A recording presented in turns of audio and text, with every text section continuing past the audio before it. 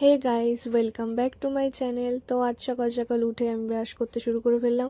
মানে আমি উঠি 12টার সময়, সেখানে আমি আজকে 8:30টায় উঠেছি, কারণ আজকে আমার একটা শ্যুট ছিল। মানে প্রথম শ্যুটই বলতে পারো এটা। আমার একটা বান্ধবীর স্টুডেন্ট এক্সাম ছিল, তো সেখানে মডেল হিসাবে ও আমাকে চুজ করে। আর তারপর তো সকাল সকাল স্নান করে বেরোবো বলে স্নান করে নিয়ে একটু বাইরে রোদ ছিল, রোদে বসে একটু লোশন মেখে নিলাম, যেহেতু ওখানে আমাকে 12টার মধ্যে পৌঁছাতে হবে। সেই অনুযায়ী স্নানটা সেরে নিয়েছি, আর তারপর রেডি হয়তো বেরিয়েও গেলাম। আর সাথে আমার মা ছিল।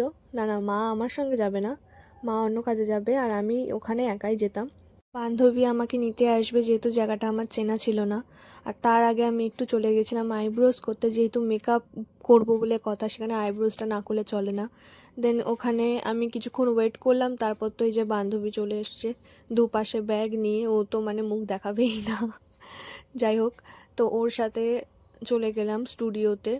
আর ও এত বড় বদ মেয়ে, আমাকে ওই ব্যাগটা ধরিয়ে দিয়েছে। আমি মডেল, ও আমাকে দিয়ে ব্যাগ বওয়াচ্ছে, মানে কিছু বলার নেই ওকে। তোমরা দেখতেই পাচ্ছ এখানে আমার নিজের একটা কাঁধে ব্যাগ রয়েছে। বান্ধবী হয় এটাই হয়। আমি আর কোনো বান্ধবীর মডেল হব না এবার। এমনি মডেল হলে প্যাম্পার করা যায়, কিন্তু শুধু বান্ধবী তোরে কি প্যাম্পার করবো? কি অবস্থা। এই যে আমরা স্টুডিওতে এসে পড়েছি, এখনও কয়েকজন মেকআপ আর্টিস্ট আর মডেলদের আসা বাকি ছিল। তো আমরা এখানে গোছগাছ করছিলাম, যে কিছু কিছু মডেল এসেও গেছে। এই যে দেখো, স্টুডিওটা এখন ভালো বোঝা যাচ্ছে না, বাট ইভিনিংয়ে এটা খুব সুন্দর লাগছিল দেখতে। আর আমাকে ওর মুখটা পুরো ক্লিন করে ও বসিয়ে রাখলো, যে একটু বস, একটু অপেক্ষা কর, সবাই শুরু করলে করব। দেন আমার আইব্রোজটাও কমপ্লিট করলো। আমার আইব্রোজটা কমপ্লিট করতে না বহুত সময় লেগেছিলো, একটা উঁচু নিচু হয়ে গেছিলো, তাও অনেক কষ্ট করে ও সেটাকে ঠিক করেছে। তারপর তো এই যে এখানে সবাই করছে, আর এ না আমার পরে এত রেগে গেছে, মানে আমি একটু বেশি জ্বালাই, একটু না অনেকটাই বেশি জ্বালাই। আর তারপরে এই যে আমি শাড়িটা পরে রেডি হয়েছি, দেখে নাও। এখনও আমার পুরো মেকআপটা সেট হয়নি। তারপর তো আমার চুলের কেরামতি চলছিল। প্রথমে ক্রিম পার করে তারপরে স্ট্রেট করেছে। আর এই যে 4টের সময় আমাদের খাবারটা ডেলিভারি হয়, তারপরে খেয়ে দিয়ে নিয়ে আবার কাজে বসে পড়ে সবাই। দেন আরেকজন এসে আমার চুলটা নিয়ে একটু স্ট্রেট করে, যেহেতু আগে ক্রিম পার করে নিয়েছে, এই সময় স্ট্রেট করতে খুব সমস্যা হচ্ছিল। আর এই যে আমার ফাইনাল লুকটা দেখো। আমি ভাবতে পারিনি আমাকে এতটা সুন্দর লাগবে, যেহেতু ও যখন সাজাচ্ছিল না, আমি ভাবছিলাম কি করছে, আমার নিজেরই ভয় লাগছিল যে আমার কি সাজাবে ও।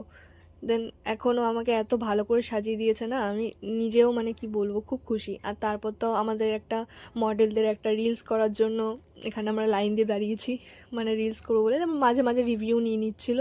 আর তারপর আমাদের শ্যুট টুট সব কমপ্লিট, অ্যান্ড আমি বাড়ি যাওয়ার জন্য রেডি।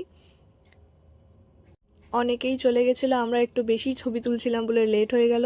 তখন বাজে সন্ধ্যে 7টা, যেহেতু আমরা এসছি 12:30টার সময়, এখন সন্ধ্যে 7টার সময় যাচ্ছি। তো এখন শ্যুট শেষ হলো। এই যে আমার আর্টিস্ট, মেকআপ আর্টিস্ট, এখন বাড়ি যাচ্ছি। কিন্তু একটা জিনিস কি, চুলটা ব্যাপক সিল্কি হয়েছে আমার।